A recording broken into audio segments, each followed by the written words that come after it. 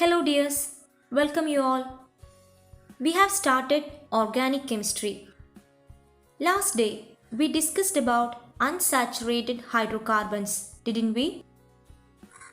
Hope you are well thorough with the classification of hydrocarbons.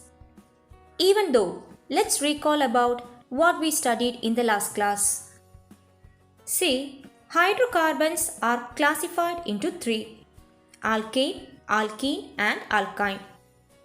Alkanes are saturated hydrocarbons with single bond between them. The general formula of this compound is given by CnH2n plus 2. The next category is alkene. Alkenes are unsaturated hydrocarbons with double bond between them. The general formula of the compound is given by CnH2n. And the last one is alkyne. Alkynes are unsaturated hydrocarbons with a triple bond. The formula of this category is given by CnH2n minus 2. All the hydrocarbons are the members of homologous series. The successive members are differ by a CH2 group. As I told you, organic compounds are found in large numbers. So, in order to clearly identify them, a systematic method of naming has been developed. This system is known as IUPAC system of nomenclature. What is IUPAC? IUPAC stands for International Union of Pure and Applied Chemistry. In this nomenclature, IUPAC has put forward some rules for the naming of hydrocarbons. So today you are going to learn about the nomenclature of saturated and unsaturated hydrocarbons. Let's know about the main points to be considered while naming hydrocarbons. See, the number of carbon atoms and the nature of chemical bond between the carbon atoms are to be considered while naming the hydrocarbons. The number of carbon atoms in the hydrocarbons are mentioned in terms of word roots. Word roots are selected based on the number of carbon atoms. Following are the word roots that are used in the nomenclature of hydrocarbons. Observe the table closely. C1 meth, C2 eth, C3 prop, C4 but, C5 pent, C6 hex, C7 hept, C8 oct, C9 non and C10 dec. So you know that single, double and triple bonds are possible between the carbon atoms, don't you? Hence, it is very important to consider the nature of chemical bond between the carbon atoms. So first of all, let's get familiarized with the nomenclature of alkanes. Examine the given structural formula, molecular formula and IUPAC names of some alkanes. Have you seen any special features in these names? The names of these alkanes are derived from the word roots, right? Alkanes are named by adding the suffix ane along with the word root that denotes the number of carbon atoms.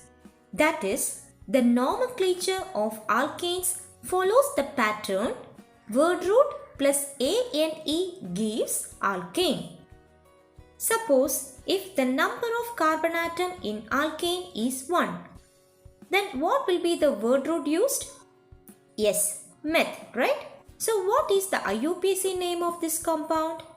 As per the rule, meth plus ane gives methane. The IUPAC name of an alkane with 1 carbon atom is methane.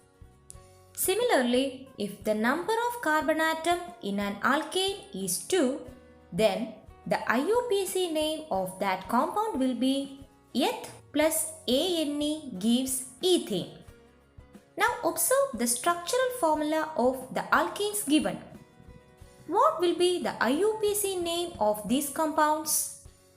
The IUPAC name of an alkane with 4 carbon atom is but plus ANE gives butane, and that of 5 carbon atom is pent plus ANE gives pentane. Understood?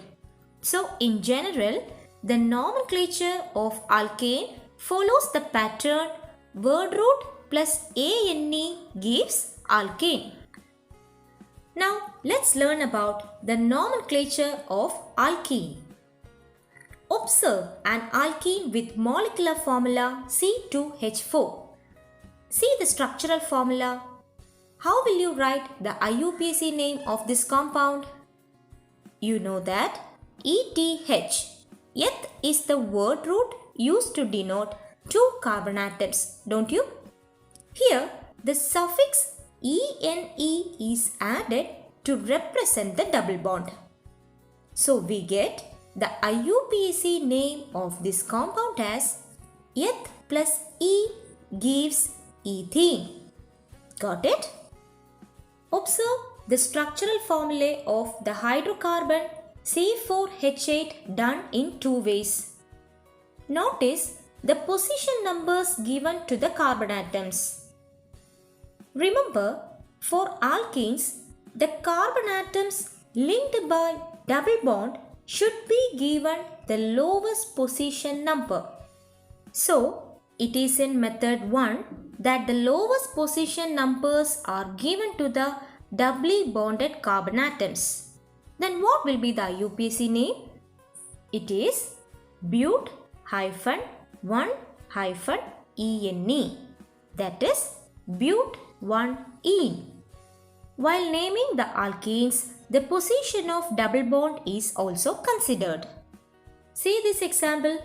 Now can you say the IUPAC name of this compound? Observe the numbering from either end.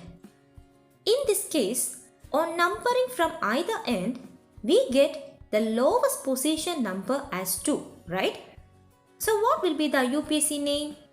The IUPAC name of this compound is but-2-ene. Now shall we see another example? Which is the IUPAC name of the compound? Is it pent-3-ene or pent-2-ene? Let's see. It is in method 2 that the lowest position numbers are given to the double bonded carbon atoms, right? So the IUPAC name of the compound is pent-2-ene. Understood? So dear children, remember the naming of unsaturated hydrocarbons follows the pattern word root plus position of double bond plus the suffix ENE.